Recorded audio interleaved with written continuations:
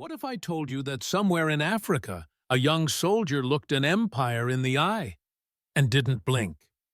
This isn't just a story about a coup. It's about the war they never wanted you to see. The war for Africa's soul. In the sun-baked heart of West Africa, in the dusty capital of Ouagadougou, something dangerous stirred beneath the surface. Whispers moved like smoke through the barracks, and in the shadows of midnight, a deadly plot was unfolding.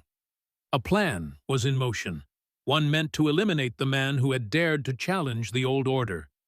Captain Ibrahim Traoré, the man who had risen from the ranks just months before and captured the imagination of a nation. To the youth, he was a symbol of rebellion and hope. To the foreign powers who had long held sway over Burkina Faso, he was a problem. Bold, defiant, unafraid. He had cast off the yoke of France and thumbed his nose at the influence of the United States. He promised sovereignty, dignity, and self-determination. But not everyone welcomed that vision. In hushed meetings behind locked doors, a group of discontented soldiers plotted his downfall. They claimed Traoré was reckless, dangerous for business. But the truth was simpler and far more sinister. He was threatening the interests of outsiders who had long feasted off Burkina Faso's riches. Sources whispered of foreign agents, voices with polished accents and promises of wealth. The traitors were offered everything: power, promotion, protection.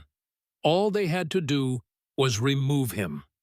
And the plan was cold, precise, ruthless. During Traoré's next trip to the north, they would strike. Blame it on terrorists. Seize the government. Install a puppet. But the plotters had overlooked one thing. Ibrahim Traoré was already watching. Behind the scenes, he had built an intelligence force, not loyal to bribes, but to the soil. These agents had eyes and ears everywhere.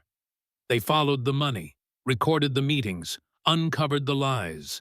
And as the conspirators sharpened their knives in secret, Traoré waited, silent, patient, ready. The night of reckoning came cloaked in uneasy stillness. Deep inside a military compound, the plotters huddled, faces tense, voices low. They rehearsed the plan one last time. They believed no one knew. They were wrong. Traoré's loyalists struck like lightning.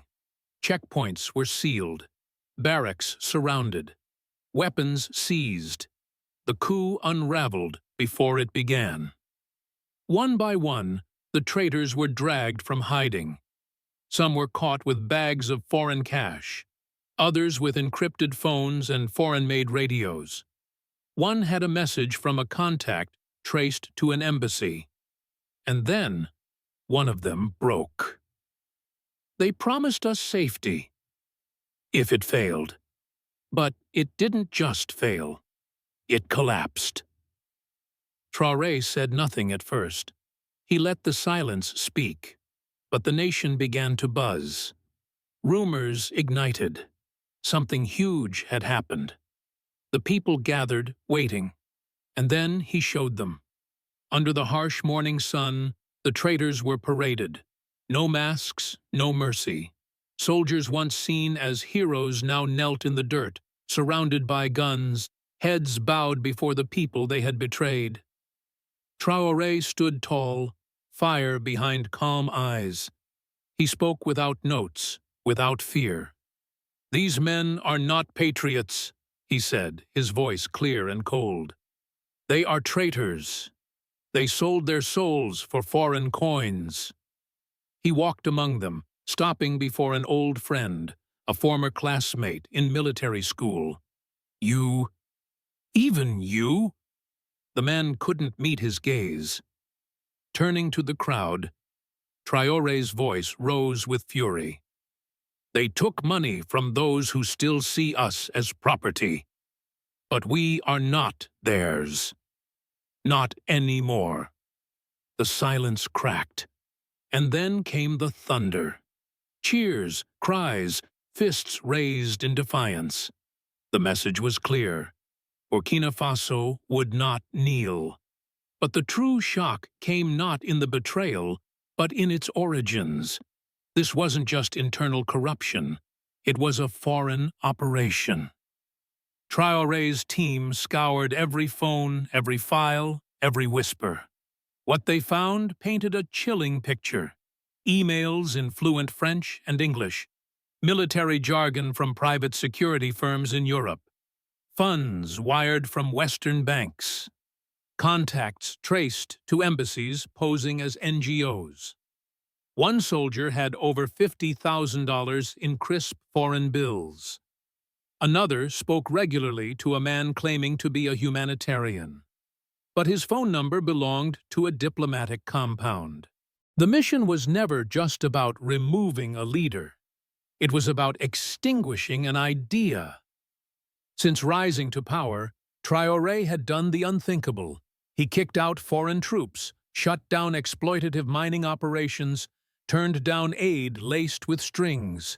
He turned toward Africa's own, building alliances with nations that respected sovereignty over subjugation. And that terrified the West. Because Burkina Faso, small, landlocked, long ignored, had become a spark. One that could ignite the dry grasses of Africa into a fire of resistance. So they acted. Not with armies, but with whispers, with bribes, false headlines, and foreign advisors. They trained the traitors, armed them, promised them thrones, but Traoré let them play their hand. And then he struck. This was never just about stopping a coup. It was about exposing the machine behind it. And when the trap was sprung, the world saw. The real enemy sat not in the jungles or deserts, but in glass towers in Paris, Washington, and Brussels. Traoré said little in those tense days. Foreign media called him a dictator. But inside the country, something deeper was stirring. Hope, pride, awakening. Then, on the third night, he finally spoke. Not from a podium, but from the ground. Dusty boots, no script, surrounded by the people. To my people, he said, they sent weapons, they sent money, they sent promises. But they forget. Burkina Faso is not for sale.